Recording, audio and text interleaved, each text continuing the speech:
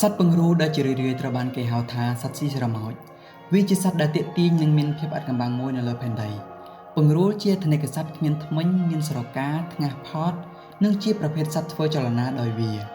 ដងខ្លួនទាំងមូលរាប់បញ្ចូលទាំងជើងផងនិងលើកលែងតែពោះនិងផ្នែកក្រោមក្បាលរបស់វាសុទ្ធសឹងតែគ្របដណ្ដប់ដោយស្រកា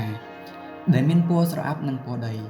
ជើងមានម្រាមនិងមានក្រចកគ្រប់ម្រាមទាំងអស់ក្រញាំជើងមុខវែងជាងក្រញាំជើងក្រោយវាធ្វើចលនាយឺតនិងពត់ពេនក្នុងការវាចុះឡើងហើយវាជាសត្វពូកែឡើងដើមឈើទៀតផង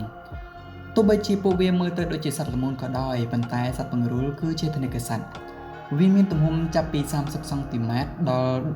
1.5 ម៉ែត្រមានទម្ងន់ចាប់ពី2គីឡូក្រាមរហូតដល់7គីឡូក្រាមអណ្ដាតមានប្រវែងរហូតដល់ទៅ40សង់ទីម៉ែត្រវែងជាងរាងកាយទាំងមូលរបស់ពួកវាចំពោះប្រភេទសត្វមួយចំនួនសត្វពង្រូលឥឡូវនេះជាធនិកសត្វដែលត្រូវបានជួញដូរច្រើនបំផុតនៅលើពិភពលោកដោយប្រឈមមុខនឹងការគំរាមកំហែងកាន់តែខ្លាំងឡើងពីការបរបាញ់ការបាត់បង់ជម្រកនិងការជួញដូរសត្វព្រៃខុសច្បាប់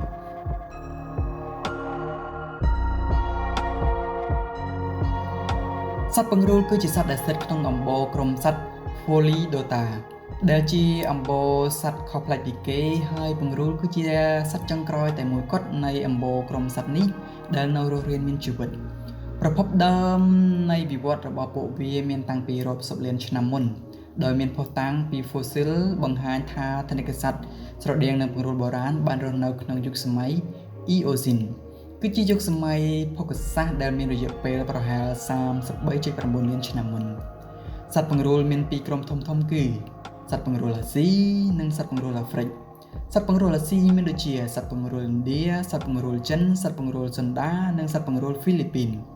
ចំណែកឯសត្វពង្រូលអាហ្វ្រិកមានដូចជាសត្វពង្រូលដីសត្វពង្រូលយក្សសត្វពង្រូលដើមឈើនិងសត្វពង្រូលកន្ទុយវែងសត្វពង្រូលគឺជាសត្វតែមួយគត់ដែលគ្របដណ្ដប់ដោយស្រការឹងដែលវាមានសភាពដូចទៅនឹងក្រចកដៃរបស់មនុស្សតែវាមានសភាពក្រាស់និងរឹងមាំជាងក្រចកដៃរបស់មនុស្សស្រកាទាំងនេះផ្ដល់នូវការការពារដ៏រឹងមាំប្រឆាំងនឹងសត្វស៊ីសាច់ជាអាហារមានដូចជាសត្វតោសត្វខ្លាសត្វឆ្កែព្រៃនិងសត្វស៊ីសាច់អាហារដទៃទៀតនៅពេលដែលមានការគំរាមកំហែងសត្វពង្រូលធ្វើការរមូរខ្លួនដូចជាបាល់ដ៏រឹងមួយដោយបង្ហាញតែស្រការបស់វាការការពារនេះដំណើរការបានយ៉ាងល្អប្រឆាំងនឹងសត្វស៊ីសាច់ជាអាហារដែលធ្វើឲ្យសត្វស៊ីសាច់ជាអាហារទាំងនោះមិនអាចធ្វើការវាយប្រហារទៅលើពួកវាបានក៏ប៉ុន្តែការរមូរខ្លួនបែបនេះធ្វើឲ្យវាក្តាប់ខ្លួននៅនឹងមួយកន្លែងមិនមានចលនាហើយវាជាប្រភេទសត្វស្លូតមិនបណ្ដាលឲ្យមានគ្រោះថ្នាក់ដូច្នេះហើយបានបង្កជាភាពងាយស្រួលដល់មនុស្សដែលធ្វើការប្រមាញ់វាហើយមនុស្សក៏បានក្លាយជាការគំរាមកំហែងដ៏ចម្បងរបស់ពួកវាផងដែរ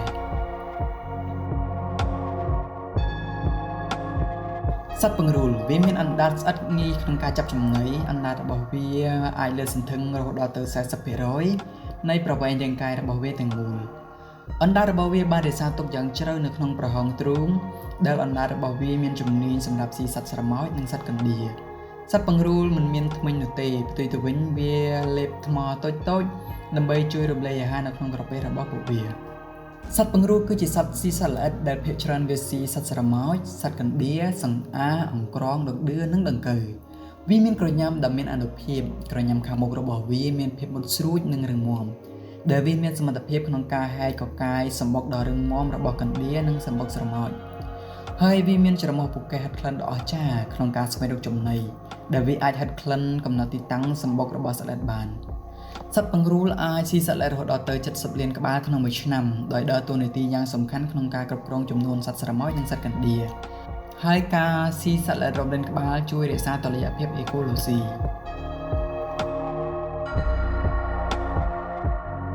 សត្វពង្រូលវាមានជម្រកនៅក្នុងប្រភេទព្រៃដែលមានដើមឈើខ្ពស់ៗ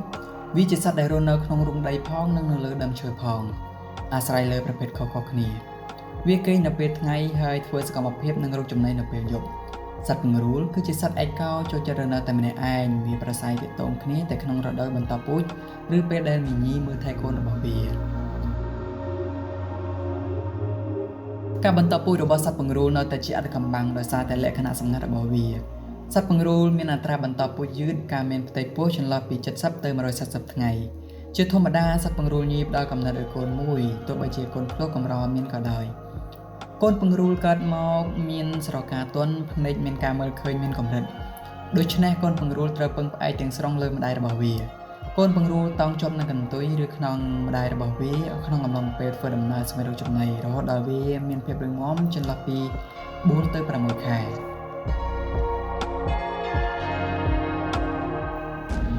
នៅក្នុងវប្បធម៌មួយចំនួនស្រកាពង្រូលនិងផ្នែករាងកាយត្រូវបានប្រើប្រាស់ក្នុងឱសថបុរាណពិធីសាសនានិងនិមិត្តសញ្ញាឋានៈនិងជាគ្រឿងលម្អផ្សេងៗទោះបីជាមានជំនឿយ៉ាងទូលំទូលាយក៏ដោយស្រកាពង្រូលមិនមានតម្លៃឬអត្ថប្រយោជន៍ក្នុងឱសថវិទ្យាសាស្ត្រនោះទេហេតុអ្វីបានជាសត្វពង្រូលជាថនិកសត្វត្រូវបានជួញដូរច្រើនជាងគេបំផុតនៅលើពិភពលោកជាអកុសលសត្វពង្រូលទាំង8ប្រភេទត្រូវបានគំរាមកំហែងឬជិតផុតពូជដោយសារតែការបរបាញ់និងការជួញដូរសត្វព្រៃខុសច្បាប់សត្វពង្រូលត្រូវបានគេបរបាញ់ដើម្បីយកស្រកាសម្រាប់ប្រើក្នុងឱសថបុរាណសាច់ដែលត្រូវបានចាត់ទុកថាជាអាហារដ៏ឈ្ងុយឆ្ងាញ់នៅក្នុងតំបន់មួយចំនួន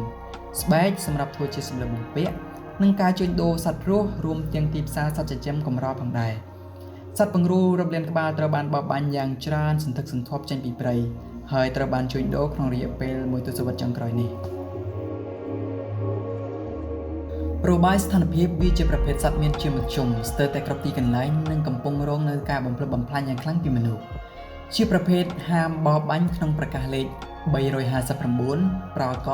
កសករបស់ក្រសួងកសិកម្មរុក្ខាប្រមាញ់និងនេសាទនិងចុះក្នុងបញ្ជីក្រហមរបស់ IUCN ជាប្រភេទជិតទទួលរងការគំរាមកំហែងលើពិភពលោកនិងស្ថិតក្នុងតារាងឧបសម្ព័ន្ធទី2របស់អនុសញ្ញា CITES ការហាមឃាត់ពាណិជ្ជកម្ម